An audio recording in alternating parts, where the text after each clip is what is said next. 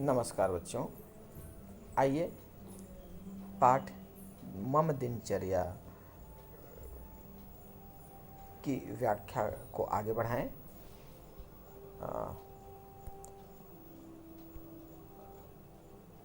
ततः पूजागृहं गत्वा ईश्वरं स्मृत्वा च श्लोकान् पठामि।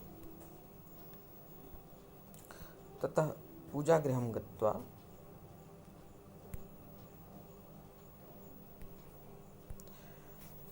ततः माने वहाँ से, पूजागृहम पूजा घर, गत्वा में त्वा का प्रयोग है और यहाँ पे स्मृत्वा है, वहाँ यहाँ भी त्वा का प्रयोग है। अब देख लें होता क्या है, एक बना कैसे है, गम के साथ त्वा मिलकर बना गत्वा, गम के साथ त्वा प्रत्यय मिलकर बन गया गत्वा मतलब जाकर, गम मतलब जाना और गत्वा माने जाकर। तो उसी प्रकार स्मृ के साथ त्वा मिलकर बना स्मृत्वा। स्मृ मतलब होता है याद करना और स्मृत्वा का अर्थ होता है याद करके। तो ततः पूजा गृहम गत्वा, वहाँ से पूजा घर जाकर, ईश्वरम स्मृत्वा च, और ईश्वर को याद करके, श्लोकान पठामी, श्लोकों को याद करता हूँ। वहाँ से पूजा घर जाकर तथा ईश्वर को याद करके श्लोकों को पढ़ता हूँ। गृहात् बहिः स्थितेभ्यः वृक्षेभ्यः जलं प्रदाय तान् रक्षामि। गृहात् बहिः आप लोगों ने पढ़ा है, उपपद विभक्ति में बहिः के साथ हमेशा पंचमी का प्रयोग होता है, इसलिए यहाँ पे गृह के साथ पंचमी विभक्ति आई है। गृहात् बहिः, घर के बाहर, स्थितेभ्यः वृक्षेभ्यः, यहाँ पर चतुर्थी का प्रयोग हुआ है, इसलिए क्योंकि यहाँ पे प्रदाय है, प्रदाय में दा धातु जुड़ा हुआ है और जहाँ दा होता है वहाँ पर चतुर्थी का प्रयोग होता है। दा देने के अर्थ में हमेशा चतुर्थी का प्रयोग होता है, इसलिए यहाँ वृक्षों को पानी देने के लिए, पहले मैं इसका अनुवाद बता देता हूँ, उसके बाद फिर भाषिक तत्वों पर चर्चा करते हैं। गृहात् बहिः, घर के बाहर, स्थितेभ्यः वृक्षेभ्यः, स्थित वृक्षों को, घर के बाहर स्थित वृक्षों को, जलम प्रदाय, जल देकर, जल प्रदान करके, तान रक्षामि, उनकी रक्षा करता हूँ। तो घर के बाहर स्थित पेड़ों को जल प्रदान करके उनकी रक्षा करता हूँ, ये इसका अर्थ है। और यहाँ पर प्रदाय में ल्यप प्रत्यय का प्रयोग हुआ है। प्रदाय, जैसा मैंने कहा, प्रदाय में दा धातु है और दा के साथ यहाँ प्र उपसर्ग का प्रयोग हुआ है और उसके साथ ल्यप प्रत्यय मिलकर बना प्रदाय। ये हुआ, इसका अर्थ हुआ प्रदान करके या देकर। तो गृहात् बहिः स्थित, प्रदाय देकर। इसके बाद वृक्षेभ्यः इसलिए आया क्योंकि यहाँ पे देने का अर्थ है, जब किसी को कुछ प्रदान की जाती है तो वहाँ पे चतुर्थी विभक्ति आती है और वृक्ष में चतुर्थी तो है आएगा, लेकिन यहाँ पे विशेष विशेषण का भी प्रयोग हुआ है, क्योंकि पेड़ों को जल प्रदान करके, कैसे पेड़ों को जल प्रदान करके, स्थित पेड़ों को जल प्रदान करके। कहाँ पर स्थित? बाहर स्थित। कहाँ बाहर? घर के बाहर। तो घर के बाहर स्थित पेड़ों को, तो पेड़ों को का विशेषण है स्थितेभ्यः। तो स्थितेभ्यः वृक्षेभ्यः, स्थित पेड़ों को, किन पेड़ों को? स्थित पेड़ों को। इसलिए जैसा वृक्षेभ्यः हुआ वैसे ही उसका विशेषण भी स्थितेभ्यः हुआ, इसलिए यहाँ पर दोनों में विशेषण विशेष्य का संबंध है। तो और हुआ चतुर्थी का प्रयोग है, क्योंकि यहाँ पे दा धातु है, तो दा के लिए यहाँ पे चतुर्थी का प्रयोग हुआ है। इसके बाद रक्षामी के पहले तान लगा हुआ है, उनकी रक्षा करता हूँ। ये भी हमने उपपद विभक्ति में पढ़ा है कि रक्ष के साथ द्वितीया का प्रयोग होता है। तो किन की रक्षा करता हूँ, उनकी रक्षा करता हूँ। किन की? पेड़ों की। तो पेड़ों के बदले यहाँ पे तान आया है, इसलिए यहाँ पे रक्ष के लिए द्वितीय का बहुवचन तान का प्रयोग हुआ है। तो मुझे उम्मीद है कि ये इस श्लोक के भाषिक तत्वों को आप समझ गए होंगे कि घर से बाहर स्थित पेड़ों को जल प्रदान करके उनकी रक्षा करता हूँ।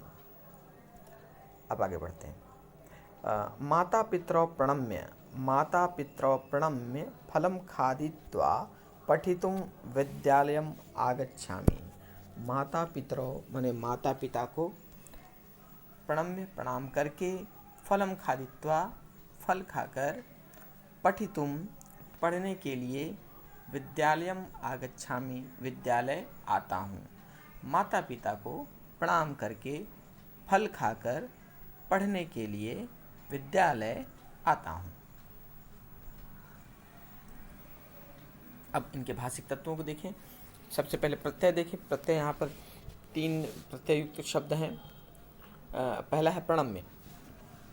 प्रणम्य के अंत में यह है, अर्थात यहाँ पे ल्यप का प्रयोग हुआ है। तो धातु यहाँ पे नम है। नम मतलब नमस्कार करना।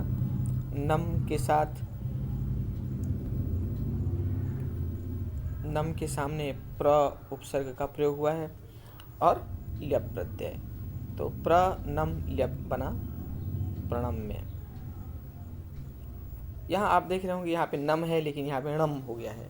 तो न का ण हो जाता है तब जब किसी भी शब्द में री, र या मूर्धन्य श, इनमें से कोई भी वर्ण का प्रयोग यदि हुआ है तो न का ण हो जाता है। तो यहाँ पे नम में तो नहीं था, लेकिन जब प्र के साथ जुड़ा तो र इसमें जुड़ गया।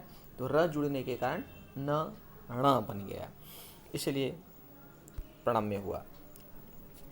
तो प्र के साथ, प्र उपसर्ग के साथ नम धातु और ल्यप प्रत्यय मिलकर बना प्रणम्य। उसके बाद खादित्वा।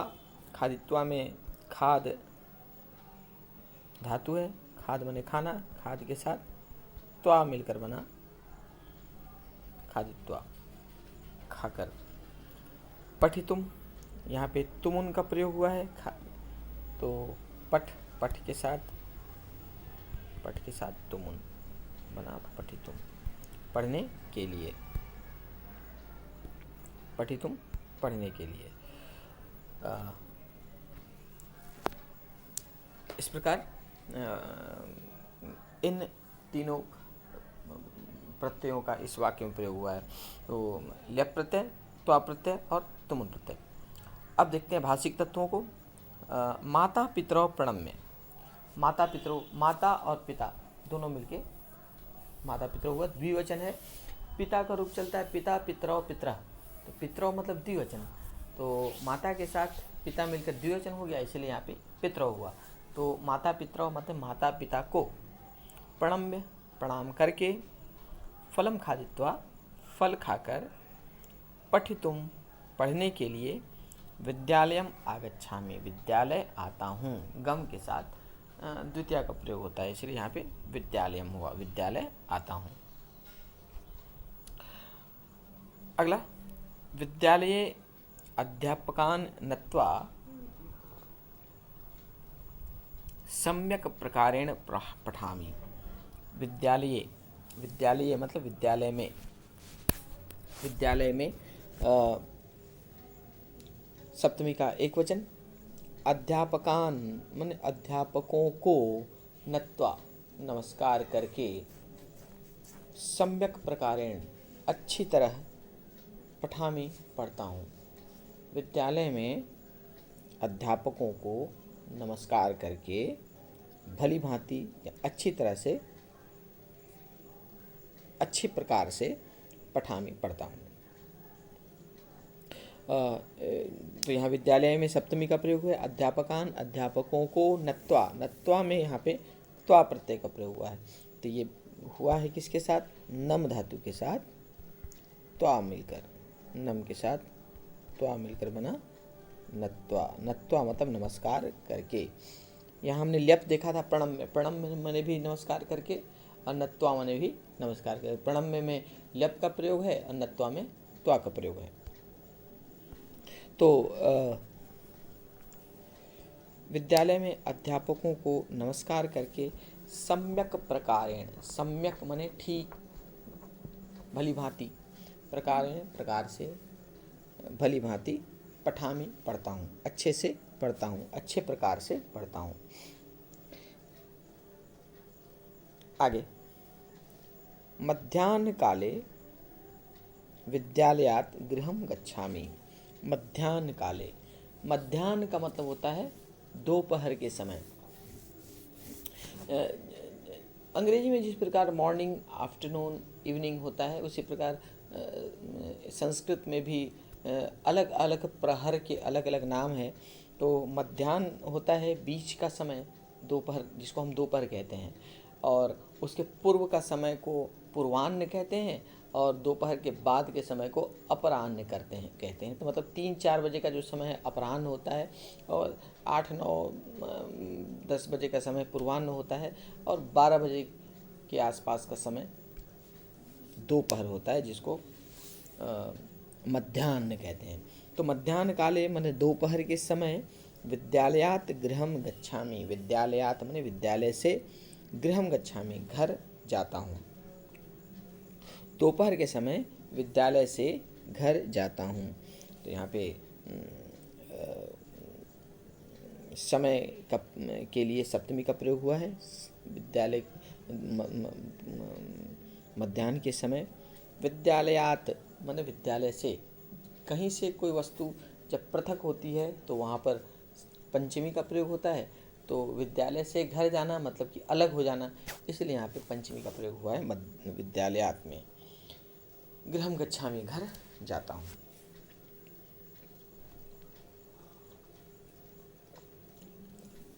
भोजनं कृत्वा स्वल्पकालाय विश्रामं करोमि।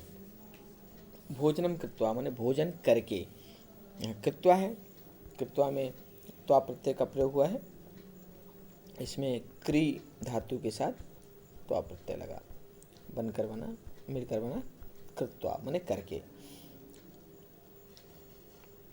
ध्यान रहे, क्री की जगह यदि क्री हो जाएगा तो अर्थ हो जाएगा खरीद कर। तो उस स्थिति में क्री इस प्रकार लिखते हैं, क्री तब बनेगा जब ये क्री होगा तो ये हो जाएगा क्रीत्वा, तो ये अर्थ हो गया खरीद कर। तो क्री और क्री में अंतर है, ये ध्यान रहे।